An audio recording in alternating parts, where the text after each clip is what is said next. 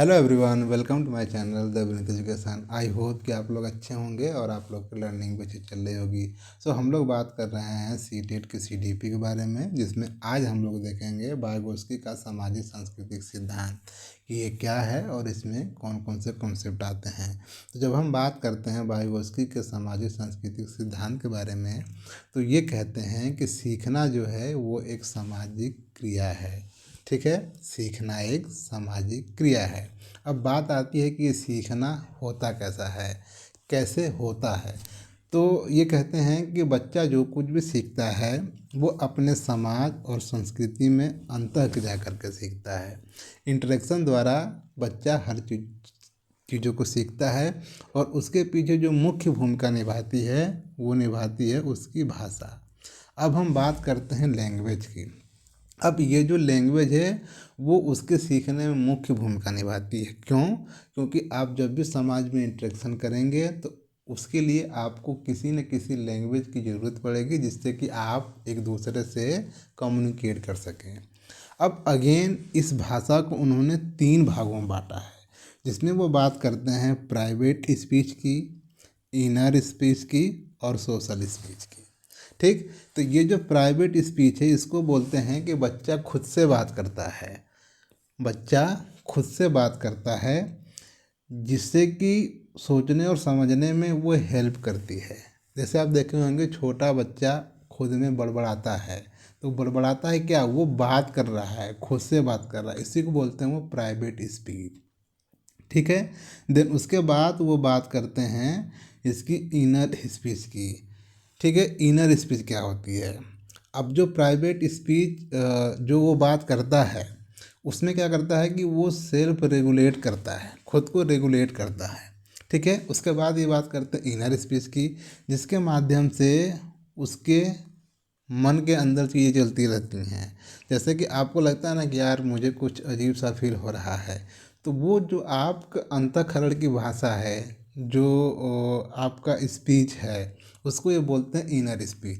Then उसके बाद आती है आपकी सोशल स्पीच, जब आप किसी दूसरे से बात करते हैं या समाज में इंटरेक्शन करते हैं। तो ये 3 लैंग्वेज की बात वो करते हैं Vygotsky: private speech, inner speech और सोशल स्पीच।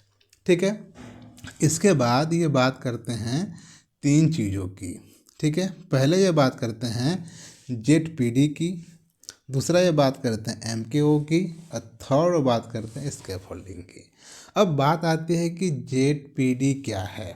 तो जेड-पीडी जो होता है उसको बोलते हैं समीपस्थ विकास का सिद्धांत, अर्थात जोन ऑफ प्रॉक्सिमल डेवलपमेंट।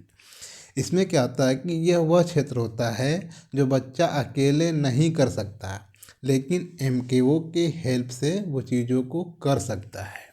ठीक है, अब बात आती है कि एमकेओ क्या है।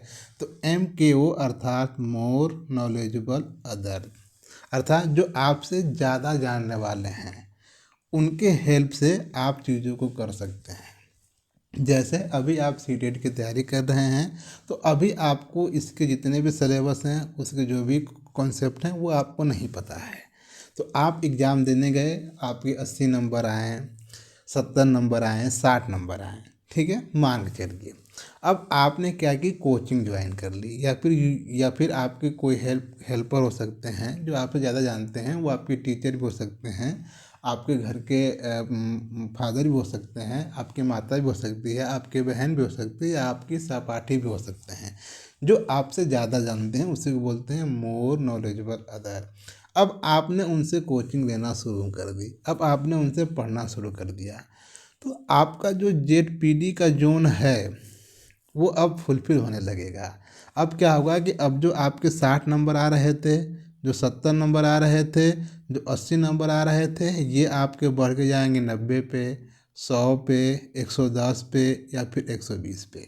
तो ये जो बीच का दायरा है इसी को बोलते हैं जोन ऑफ प्रॉक्सिमल डेवलपमेंट, जिसको आप फुलफिल करने की कोशिश करते हैं एमकेओ द्वारा, जो आपसे ज़्यादा जानते हैं।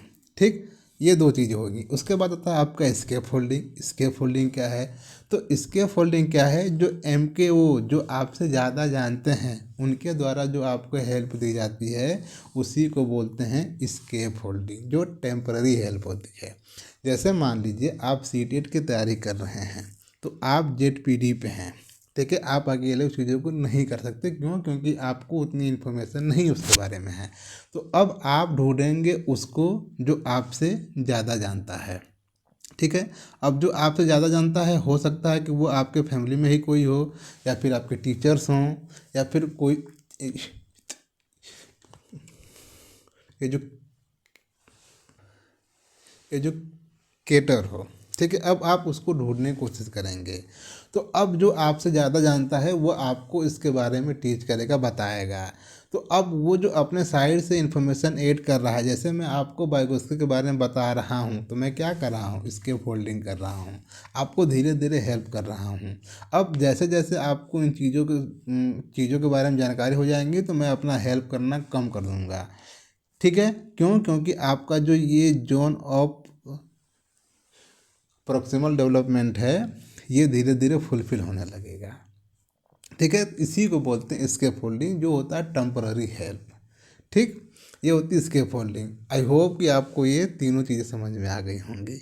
तो ये होता है आपका वाइगोत्स्की का सामाजिक सांस्कृतिक सिद्धांत। अब इसमें अगर कहीं भी आपको समस्या है तो आप पूछ सकते हैं। आई होप कि आपको सारी चीज़ें क्लियर हो गई होंगी। फिर भी अगर कुछ रह जाती हैं तो आप कमेंट करके पूछ सकते हैं। और अगर आपको ये PDF PPT चाहिए तो आप चैनल पे डिस्क्रिप्शन में व्हाट्सएप का लिंक दिया गया है, वहाँ से आप व्हाट्सएप ग्रुप में ज्वाइन होकर फ्री ऑफ कॉस्ट इस PDF को पा सकते हैं। तो मिलते हैं नेक्स्ट वीडियो में। पढ़ते रहें और बढ़ते रहें। Keep learning guys, take care of your self.